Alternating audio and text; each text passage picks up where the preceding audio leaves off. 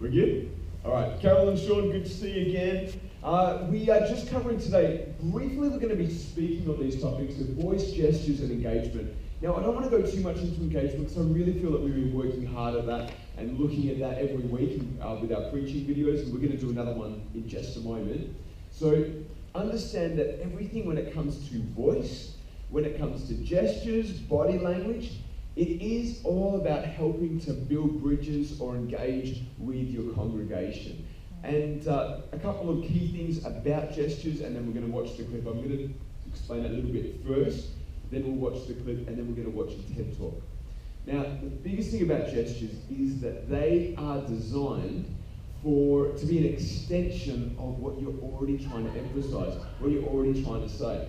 So the gestures shouldn't become the main thing. And if your gestures are becoming, over the top and exuberant and, becoming a thing all of their own, we're kind of missing the point.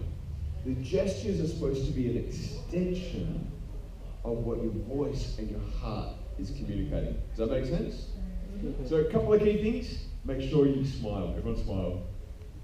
What happens when you smile, apart from looking a little bit funny? You open yourself up to people, like you're very outcoming, like you're putting that presence, that you're welcoming. Yeah, welcoming. People feel a bit more relaxed. People feel that there is We've got to do it at work. It actually releases hormones inside your body, which actually make you happier, which actually makes you project a happy Aw, person. Heidi. It is true. And if you can try and speak with, now you don't want to speak with a smile like this. And you can keep a little bit of a smile on your face. It actually comes through in your voice. That warmth, that friendliness, which is something that we want to have. Sometimes we prepare our message, we're ready to go, and we're like, okay, we're gonna make sure we get it in 3 minutes, and it's gonna be amazing, and we're gonna cover this. Okay, let's go. And we're like all intense. And we preach, and we start, introduction, and we get to the body, and our 3 main points, we get to the conclusion. Yes, it's done at the time. Yes, we've got the decision. Yep, fantastic. Win. Great. But you haven't actually relaxed and engaged and enjoyed the process. So when it comes to smile, definitely a good thing to use. When it comes to pacing, is pacing good or bad? What are your thoughts? Good. That's good. You can't overdo it though. It's too much and too fast. I think it's good when you're expressing a point or something. Really If you do the Pastor Peter pace, it's a good swap. Okay, if you do Pastor Peter's pace after his alert, if you go and watch some of the earlier YouTube videos, you will see my preaching like this. And then actually quite a lot I was still looking up, but a lot of it like this. And I realised I was just pacing up and down, which is really good for the steps count. Yes. But not very good for interacting. Now, the good thing about pacing is that you get to speak to the whole congregation, but you need to stop at certain points so that you can interact with them. And then you go back and you might want to look at your notes again and keep up to speed, and then go to the other side and engage with the people at the back. Yeah, right. You want to be looking at the middle, you want to be looking at the back, you want to be engaging with your whole congregation. What else do you need to know about gestures? Don't slouch. What does this communicate? Yeah. Closed off, insecure, not confident, not speaking from authority. But if we can stand straight and speak out and project our voice, we'll talk about voicing in a minute, but with our hands project out, we're actually including, we're sending out a message that we're confident in this message. And we know that this message, I know that this message is for you. Not arrogant, not pointing everything at me, but I'm representing God in that moment, delivering His word. And so we want to have that sense of confidence as we come to speak. Is there anything else gesture-wise that you can think of? Hands, use of hands. Hands? Okay, so for me, I find I naturally, when I'm listing points, we've got point 1, point 2, point 3, never start with your middle finger when you're counting, and I have seen it done. Be aware of that. You don't want to overuse your hands. You don't want to, all the time, and not make it corny. It's got to be natural, but get comfortable using that. If you have no microphone, you can be a little bit more expressive with your hands. Yeah. If you have the microphone, then use the hand that you're not using, and you might want to swap hands from time to time. Okay, what about mic use? How do you hold the mic? Yo, up close, like you're a rapper. 3 to 5 centimeters. With your hand. Yeah, what's wrong with this? You can't project anything properly. I can't see your Okay, what about like this? Too far. You. What about people that speak in the mic and then move it up and down like That's this? us. Okay, what happens? The sound guy goes crazy because they're trying to keep on top of it. It doesn't work. Like this? No. Too fast. You get Too far away? Yeah. Okay, what about like this? Too. Just a little too. Resting it on my chin. No. Into it. Hey? Doesn't go So the way you hold the Yeah, it doesn't project through. Actually, what we're doing is we're speaking over the mic. Yeah. And it will still, like the mics that we have, they do still pick up the sound pretty well. They are good mics, but it's not the best way. Sarah, can you show me how to hold a mic? Great. Why are you holding it like that? Go, Sarah. So it's in line with where my voice directly comes out. Yep. And it's close enough so I don't need to project my voice really loud, but I can still talk. And yeah, I'm holding it with a good grip. Fantastic. Hold it with a good grip. Don't play it like an instrument. I've got my clarinet at home. This is not what a microphone is for. Hold it well, look after it well, respect it, and project your voice into the microphone. It should be an extension of your voice. A lot of the time, in fact almost all the time, you'll be using a mic when you're speaking from a stage perspective, and so it is important that you're aware of that. Okay, voice. What do you need to know about voice? What are some of the things? Ooh, rhythm, speed, pitch. Okay, rhythm, speed, pitch. Okay, firstly, let's talk about speed. Now, how fast should I be speaking? Conversation pace. Oh, it varies on what you're like, when you're exaggerating and when you're not exaggerating. Okay, now there is difference in research here. So actually it was quite interesting looking into all of the different research. People had different opinions. Well, it would depend on what your natural speech is first, I guess. Correct. Yep. Yes, there are some people that speak faster and that's their natural, and it's good to be aware of that. Some that speak slower, and that's good, but work with that. Your preaching speed can actually be slightly faster than your normal conversation speed. Not massively fast, you don't embrace it, go through all your notes like this because no one can actually pick it up, and even if they can hear what you're saying, they can't actually stop to absorb what you're saying because you're already racing over to the next point. That was me. But if you speak slowly the entire time, like the sloth in Zootopia, what are you starting to feel now? Feeling frustrated. You're like, come on. You're not respecting my time. You're not communicating it. Do you not know it? Are you thinking that I'm unable, unintelligent, can't take it in? So you want to honour people's time and intelligence, and so you want to find that pace and find that rhythm. The things that will affect the pace and rhythm, okay, apart from the good things, which are, there are certain points that you do want to slow it down because you're wanting to emphasise a dramatic point.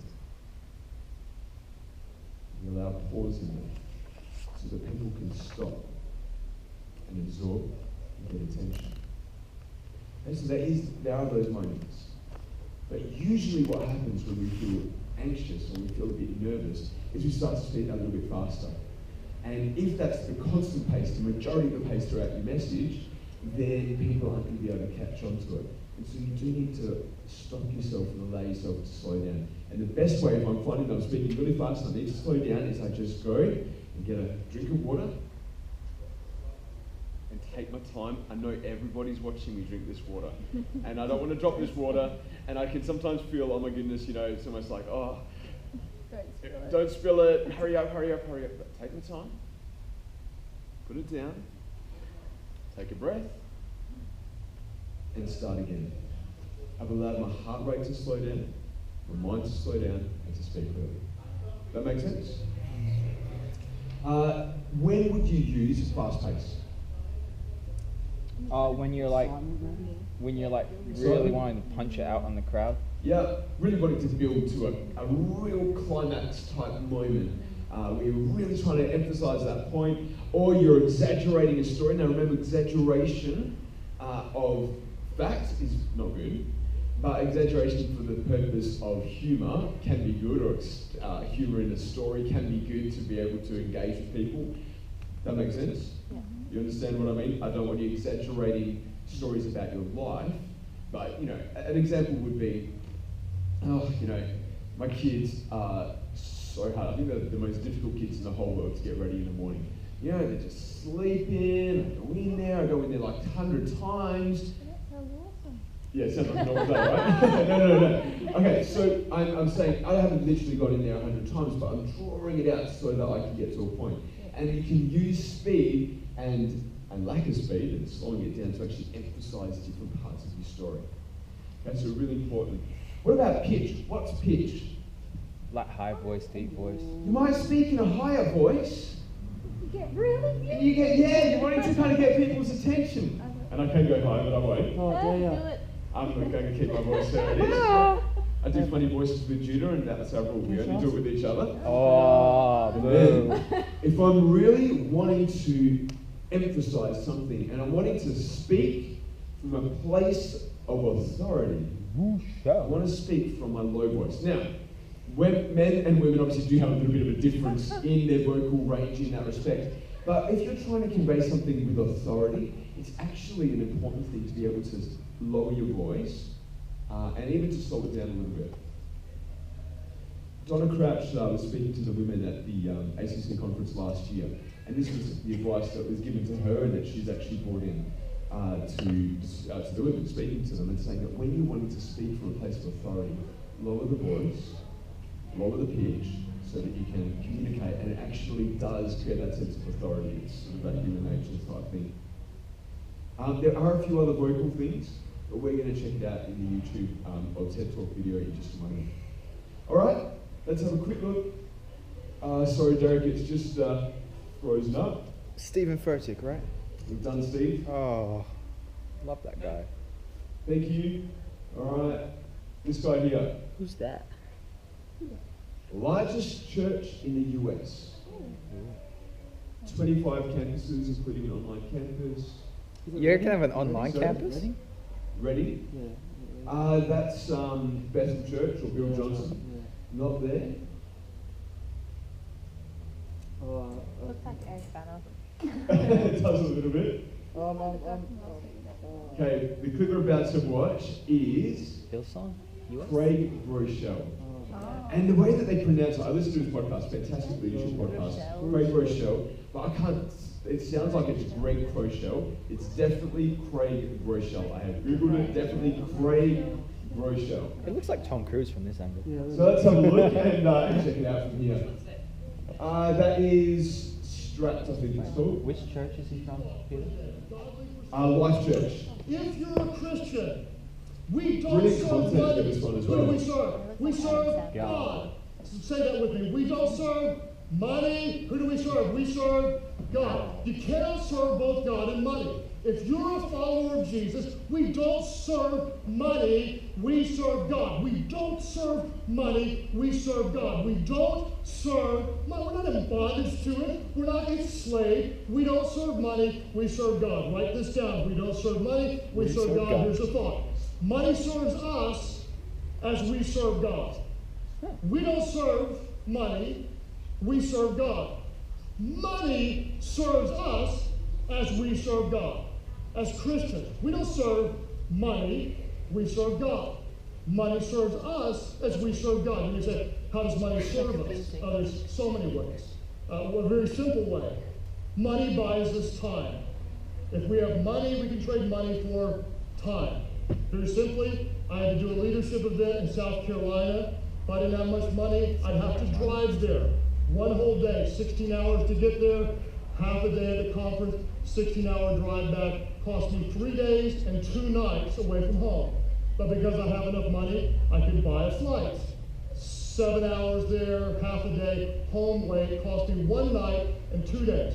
If there were a direct flight, I could have paid maybe $200 more, saved 3 hours there, 3 hours back, 6 hours. That's almost a whole day of production in the office or a lot of time with the family. If any of you are blessed with a lot of money and have your own plane, you could have gotten me in there and back in the same day. Glory to God as he's speaking to you right now about the kingdom use of your plane. Spirit fingers. Hey, if you have money, you can buy time. You may say, well, I'm never going to have a plane, but if you're out of debt, you might hire a house cleaner. And what did that do? That just bought you 4, 6, or 8 hours a week. You bless someone else with income, and you've got time to spend with your kids, or to serve in the community, or serve at your church. You just bought yourself time. When money gives you options, doesn't it? If you want to take a vacation and you ain't got no money, you ain't got no options. Okay? You got a little bit of money, you can drive to grandma's house or your old college roommate's house and sleep on the sofa. You got a little more money, you can maybe drive to the mountains or the beach and spend a week. If you got a lot more money, you go, where do I want to go? Europe? Hawaii? Australia? What happens? You got more options. The most important thing is, though, what does money do? Money serves us as we serve God. All right, We we'll serve probably God. pause it We there. want you to be a blessing today, God. You see someone in need. What happens? Money serves you as you serve God. You give them death. You give, hey, All right. my church is starting. Cool. Thank you, Derek. Appreciate that. So, he is an excellent communicator. Guy's literally like a He's yo-yo. very repetitive, isn't he? Like, Very repetitive. Yeah. Very repetitive. Actually, if I could encourage you, that's actually worth listening to. It's only a 10 or 11 minute clip. I might put it up on the Facebook page a bit later today and check it out. He's got a great story just about how he and his wife have lived out of debt and sacrifices they've made and investments and that type of thing. Actually, really good teaching. I encourage you to check it out. But today I wanted to focus on I call it the yo-yo effect. the yo-yo effect. Okay, explain to me this yo-yo effect. It's like basically back and forth. It's like money doesn't serve. We don't serve. Okay, so Use that. repetition. It's like, yeah, repetition. It's like just back and forth. Like he kept repeating the same thing. Like boom, boom, Yeah, boom, boom, boom, right. a boom. little bit higher and a little bit deeper, but his voice, he talks through his nose or at the back of his throat or something, so I don't think he was able to get that high difference, but there was a difference. Yes, okay, so voice pitch. He likes to walk a lot. Literally, like. Yes. He even spoke to the camera, not just the congregation. Okay, let's do that. Spoke to camera more and more. Give me your plane. More and more, this is going to become a bigger thing for us. Yeah. And that's not a bad thing. It's a different thing. Spirit fingers is a word you've mentioned. Yeah. Give me your plane. Eye contact. Good big eyes. He has Not these Joyce Meyer, surprise but eyes. pretty close to it. Yeah. Yeah, surprise eyes. His Surprise eyes. Let's call it I that. don't think Joyce Meyer has big eyes. Expressive eyes. Expressive and surprise eyes. Anything else you thought we should mention? Oh, Yeah. Sorry? His voice was like good with his tones and stuff. Like Yeah. tell he's like So I would say that's pitch or pacing or Did you write his hand? spirit hands. gestures. Spirit fingers. The repetitiveness, like it brings out like what's the word I'm looking for?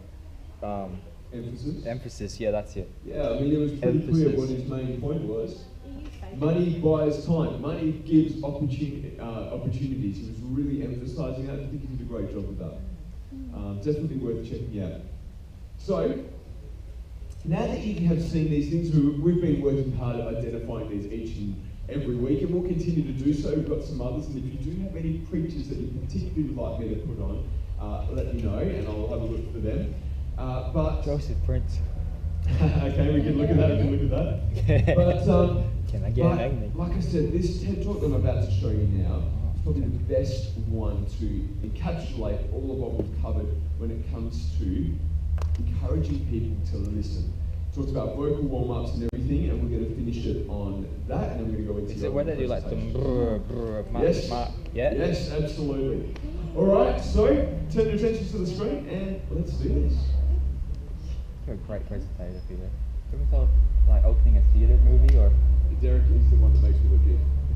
Otherwise, I go there and say, let's look at this, and Nothing's happened. nothing's happening when I make something up. Oh, I love the opening for TED. It's cool. It was good. I use words word. Do you think I could do a TED Talk? You can choose. The human voice. It's the instrument we all play.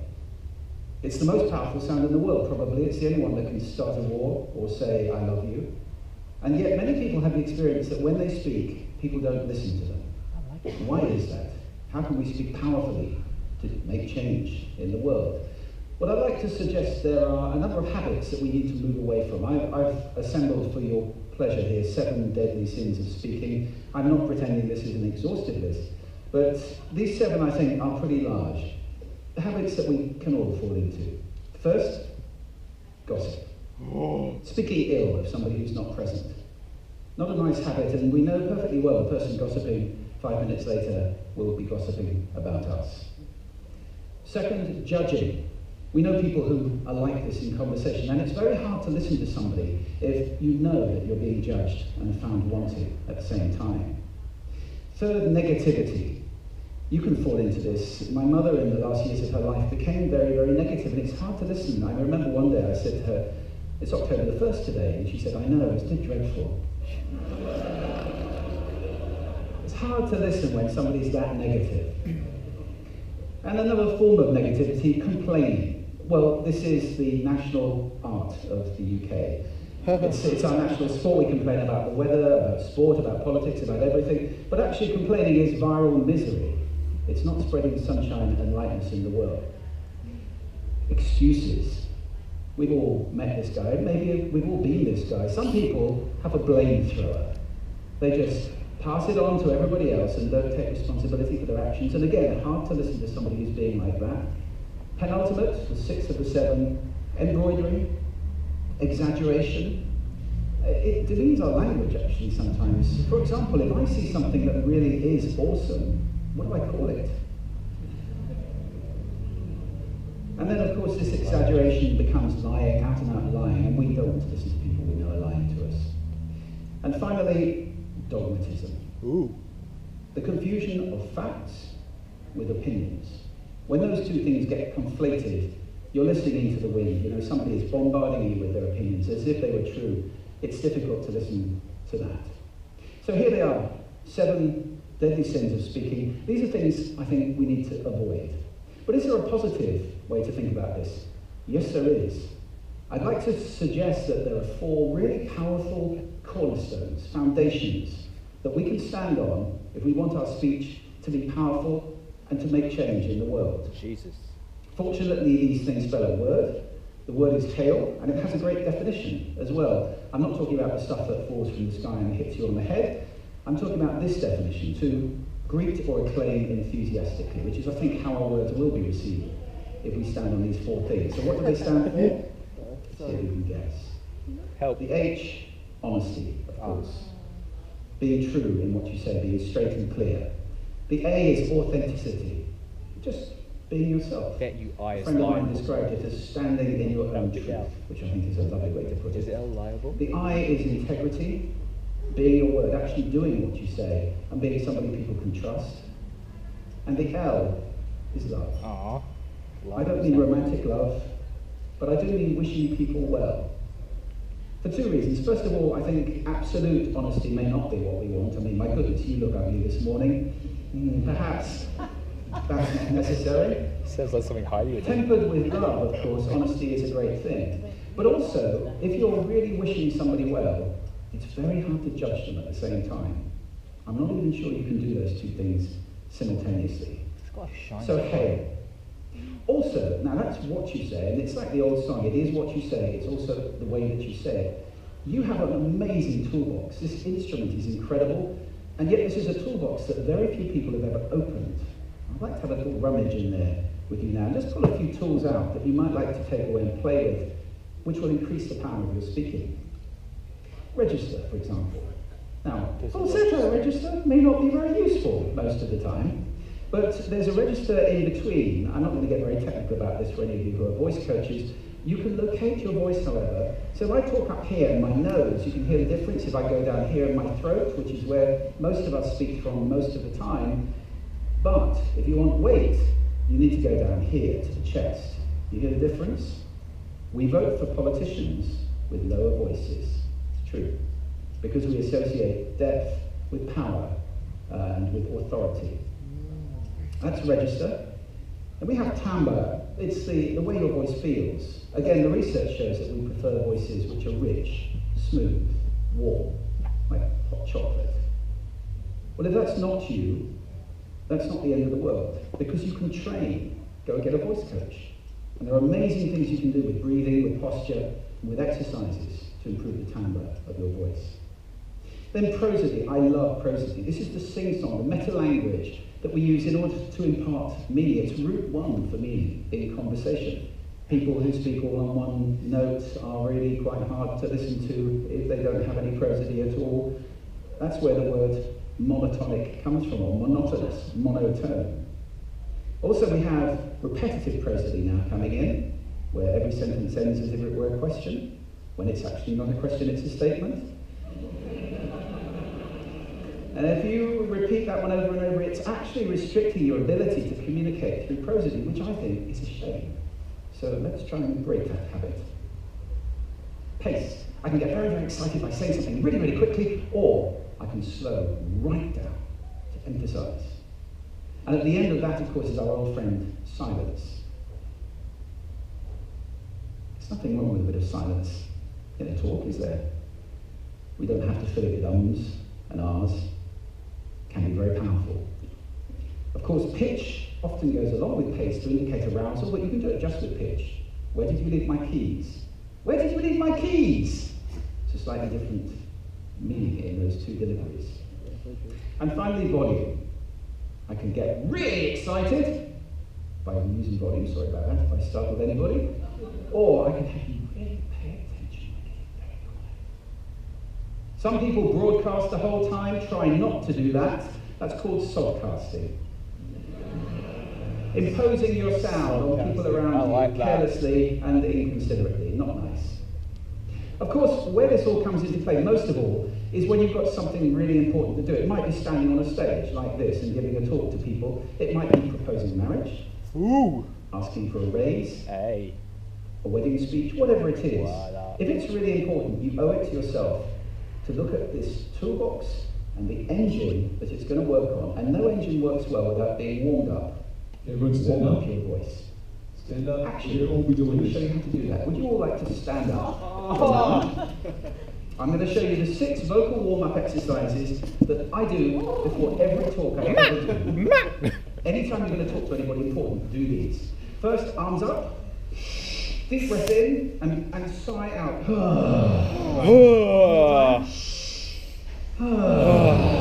Very good. Now we're going to warm up our lips. We're going to go bop, bop, bop, bop, bop, bop, bop. Very good. And now, just like when you were a kid. And your lips should be coming alive. We're going to do the tongue next with exaggerated la, la, la, la, la, la, la, la, la, la. You're getting really good at this. La, la, la, la. That's like champagne for the tongue.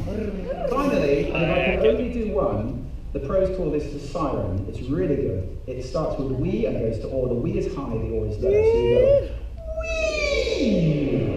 Oh.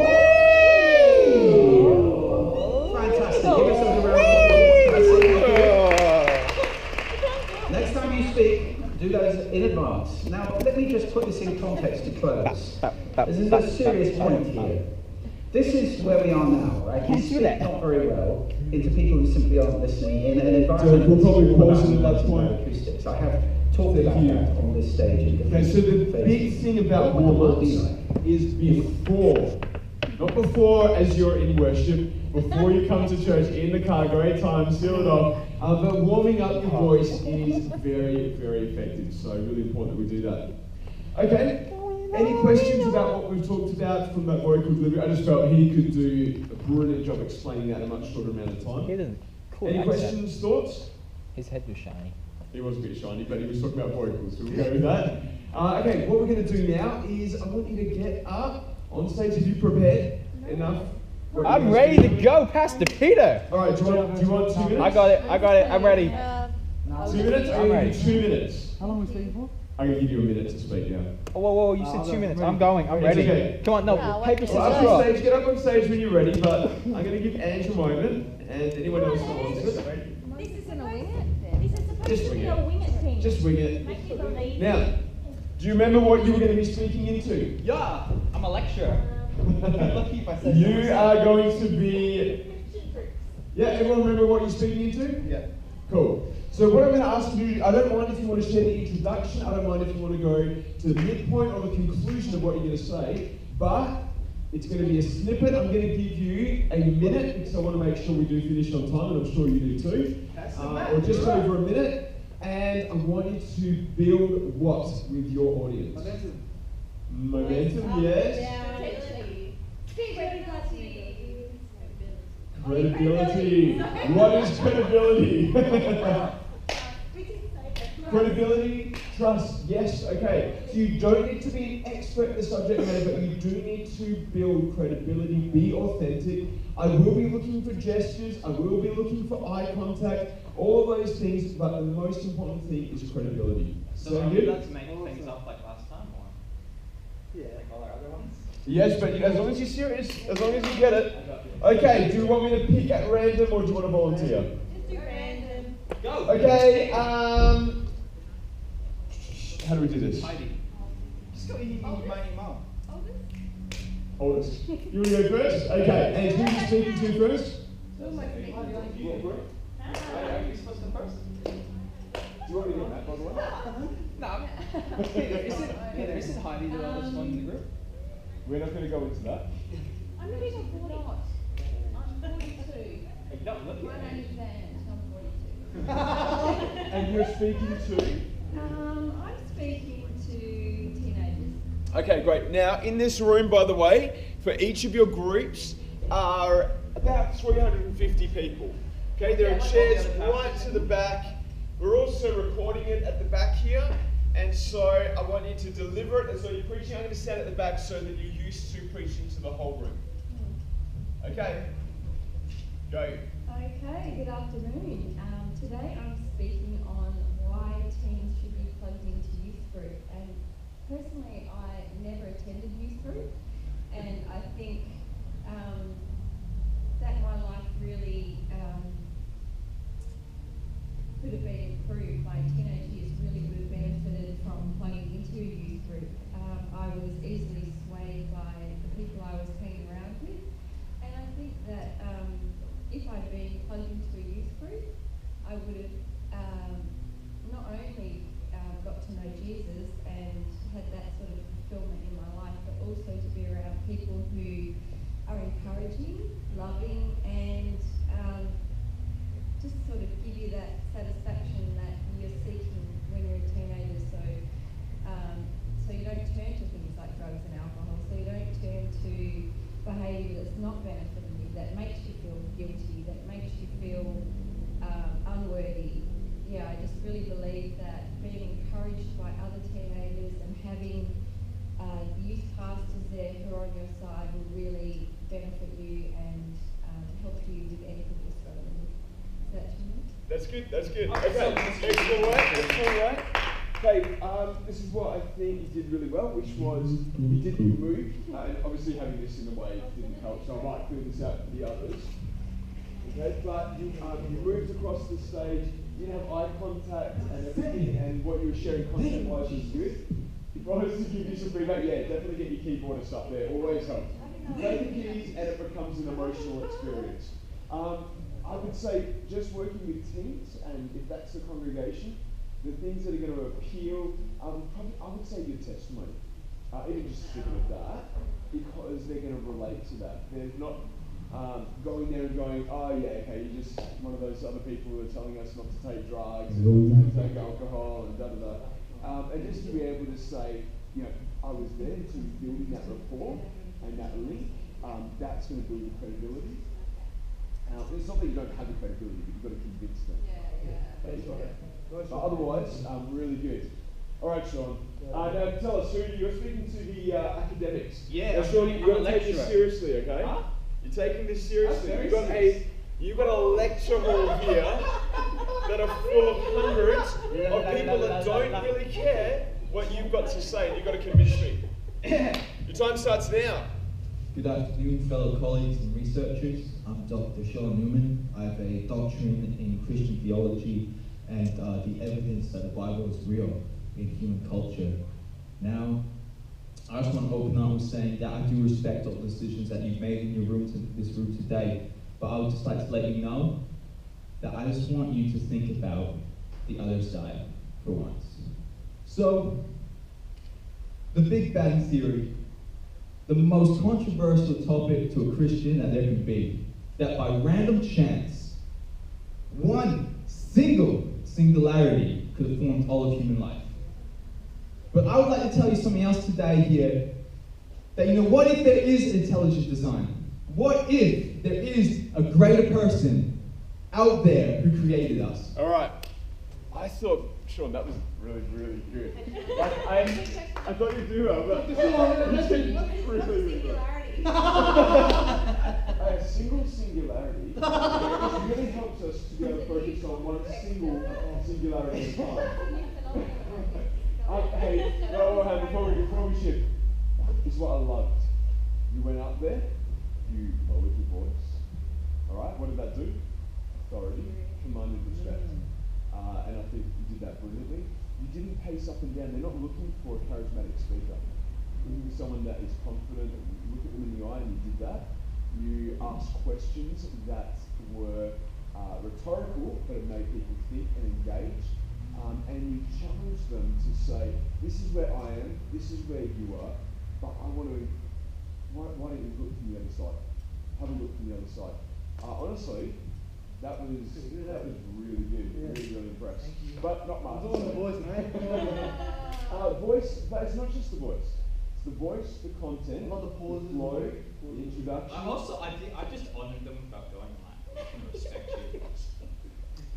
So, single singularity, writing on content. Okay, really, really good. Let's go with Matt. Now, Matt, you're going to speak to? So I'm speaking to parents with children under 5 years old. Okay, now, in this room, there are lots and lots of parents. Actually, they've even got, some of them got their kids with them, okay? Oh, no. So they're going to be a little bit distracted from time to time. And so you're going to go, all right, your time starts now. Good morning, everyone. My name is Matt, and I'm here to tell you about how to raise your children if they're under 5. Okay, remember you're speaking to the parents. Oh, yeah. Hey, parents, I just want to give you some, you come to this class today to get some tips on how to raise your children today. And, the little ones are so precious. The under 5s, we have the privilege of raising them to be mighty men and women. But firstly, we need to help them start on that journey. So, first of all, we need to teach them, things like how to talk and how to walk and how to, be mighty little men and women of God in this place. So, okay, good. Excellent. Okay, so... kids anytime soon, so this is what I think worked really well. Quite animated, which is good, because you've got the attention of the kids in that as well. If you're going up there and there's lots of pauses, and you're speaking to that group with little ones around, it's going to be really awkward because you're going to hear all the background noise, so I think we did that well. Your pacing was really good. My encouragement would be to remember to build credibility, is to find a link. Okay. And sometimes that link might be, you're a parent. You might go up there and say, do you know what? I think your parents are amazing, and I'm the least qualified person in this room to speak on this topic. Yeah. But I do believe I've got a word from God for you. Yeah, that's cool. So you're building credibility, you're gaining interest, and people are engaged in that. But otherwise, really good. Sarah, remind me who you're speaking to. Men. So Father's Day service, you've got men, women, children in here, but it's the men that you're really wanting to engage, because you know the others are committed to church, but these men are being a bit difficult and not really paying attention. Come on, Sarah, you got this. All right, and go. So, men, even though I'm not obviously a male near myself, just sharing what I've seen as a daughter and my father and what he went through and experienced, not being connected in with a community, and that I believe that each and every one of you guys can so benefit from being a part of community and being part of fellowship, not only here in church, but whether that's in your workplace or in your sporting clubs, whatever that looks like for you. It's so important just to be connected in with community, just so you can spend that time being a man. Okay, excellent. Spend that time, be a man. I think that's going to be our new men's event logo. Motto. But, he's running it. Okay, can I just say, I thought that it was brilliant to say, okay, I'm not a man, obviously, but I'm a daughter, and I'm going to talk, in relation to my father along those lines. Really good, because a lot of the men have children, even if it's not, they don't have daughters, they've got kids, and they understand, right, I'm getting a perspective and making it personal. I thought that was really, really good. So, great job, well done.